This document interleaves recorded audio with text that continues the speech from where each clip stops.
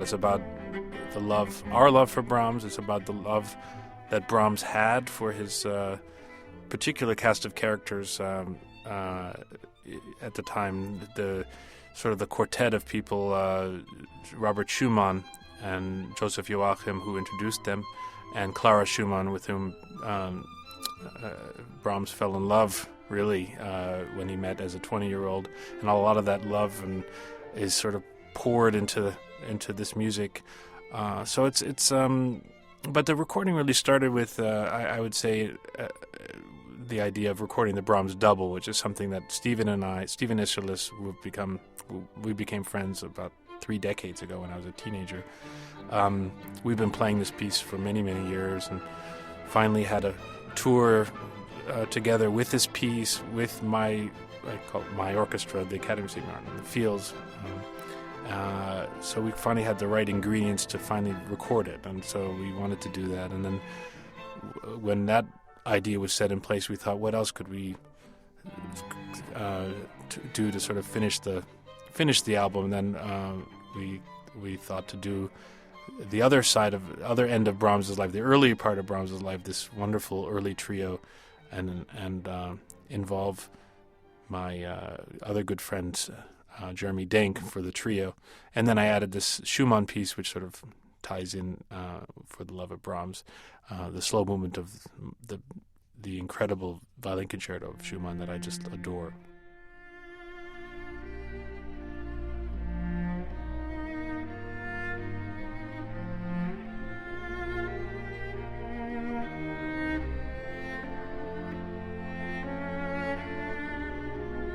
Yeah, and that's such a beautiful piece, which I was not familiar with, and probably not a lot of people are familiar with, in the version that you have on the recording. I mean, that's no one arrangement.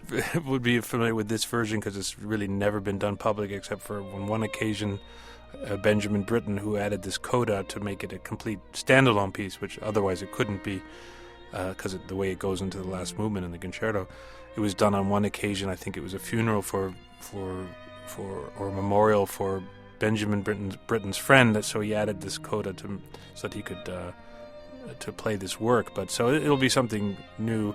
The piece itself, even in its original form, the Schumann concerto is just sadly not appreciated enough or played enough. Although I recorded it 20 years ago with the Cleveland Orchestra and Dochnani, and I loved the piece so much.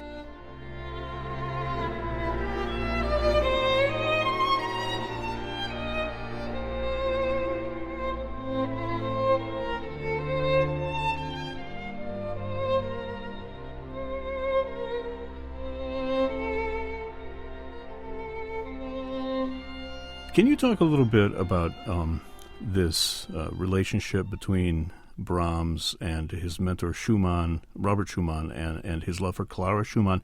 You know, I was a music student in school, and our teachers touched upon this sort of thing, and we thought, wow, that's really interesting, you know.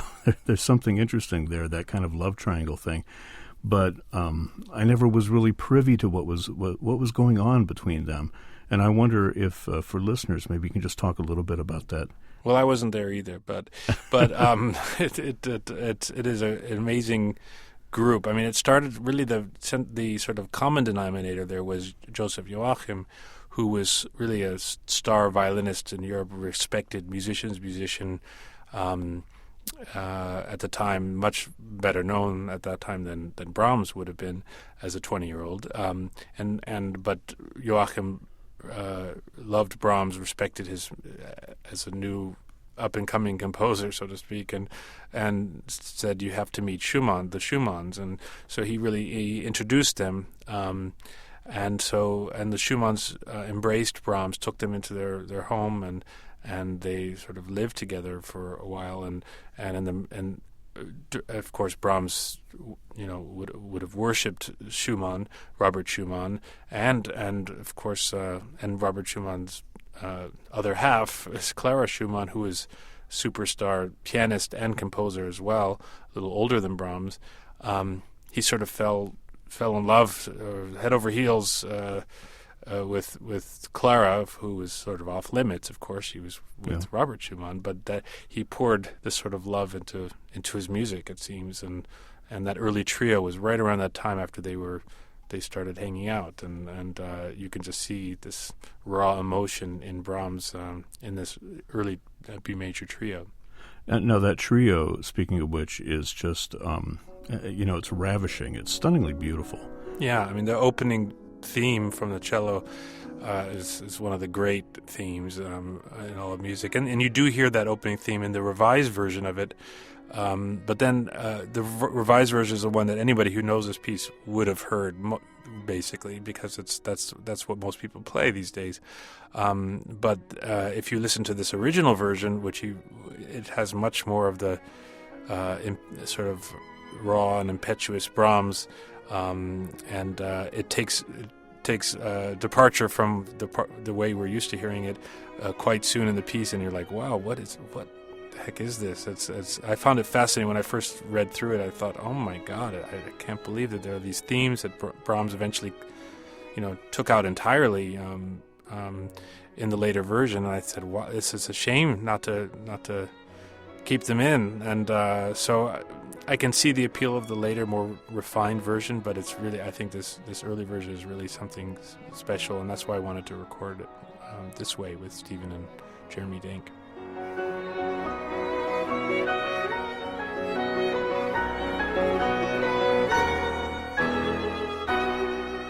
Do you think it was inspired in part by Brahms' relationship with the Schumanns? Absolutely. I mean, there's no way it wouldn't have been. Brahms was influenced a lot by Robert Schumann, obviously, and then his love for Clara, we're all now aware of it through various letters and things that would have been just burgeoning, I guess, at that time. So, and then you hear this piece, and it's full of this outpouring of affection. There's no doubt it would have been inspired by Clara for sure.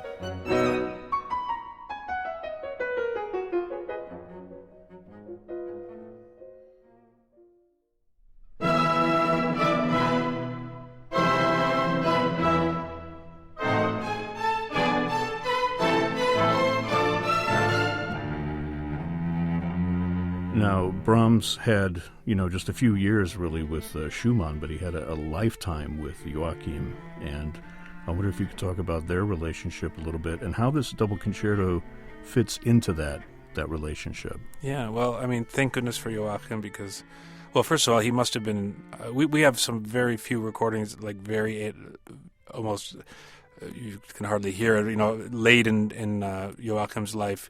So there's very little evidence of his playing, but he was clearly an incredible musician, and really a refined and, again, a musician's musician kind of player. He was maybe very different from, at the time, you had your Sarasate and more flamboyant virtuosos. He was not that type of player, it seems. But that, and in a way, Brahms is sort of the equivalent of a composer. He was, during this Romantic era, you had these very flamboyant and extremely hard-on-sleeve romantic composers. Brahms was sort of a deep and less flashy composer, but they sort of, you can see why they would have been friends, and so thanks to Joachim, there's a lot of great stuff by Brahms for the violin, which I'm very pleased about. There are 3 incredible sonatas. There's probably the greatest concerto written along with the Beethoven, and incredible chamber music, including the trio. So yeah, they were great friends, and anything written for the violin was sort of, he had Joachim in mind. At some point, they had a bit of a falling out. It's a personal thing that was non-musical related. Really, it was. I think it had something to do with the Joachim's divorce, and maybe Brahms taking a certain side, and that didn't. I don't know exactly what it was, but they had a falling out, and they didn't speak for a long time, and I think it didn't sit well with Brahms, and I'm sure not with Joachim either. But Brahms made the gesture of to try to reconcile, and he wrote this piece for the 2 instruments, the 2 protagonists, the cello and the violin. Very unusual form, There's really nothing else like it, and this piece was sort of written for Joachim as a peace offering, so you can see with the two characters often arguing, back and forth, and finishing each other's sentences sometimes, and showing love for each other. Sometimes you can hear it all. Very, very, very descriptive, and it's a great piece to play with a friend, great friend like Stephen, where he and I have had, not to ever to equate ourselves with the two Brahms and Joachim, but we've had our ups and downs and arguments and this and that, but I was going to say, have you ever had a fight and then had to go on stage and work it out in the music? A couple times. I mean, we're both very strong characters, and musically we sometimes argue, and sometimes that can lead to feeling annoyed with each other. Nothing terrible, but certainly, like any deep friendship, you have those things. But when you start playing music, you forget about those sort of things, and you have as long as there's a mutual respect.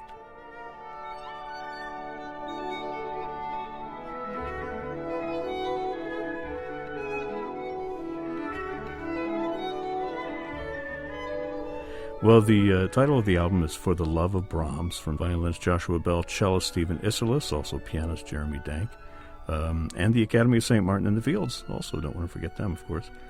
I want to thank you, Joshua, for your time today, and congratulate you on the new recording, the wonderful music of Johannes Brahms, and thanks for joining us today. Well, thank you. I always love coming to Toledo, and hope I come back sometime soon. I have nice memories, and thanks for what you do, and nice talking with you.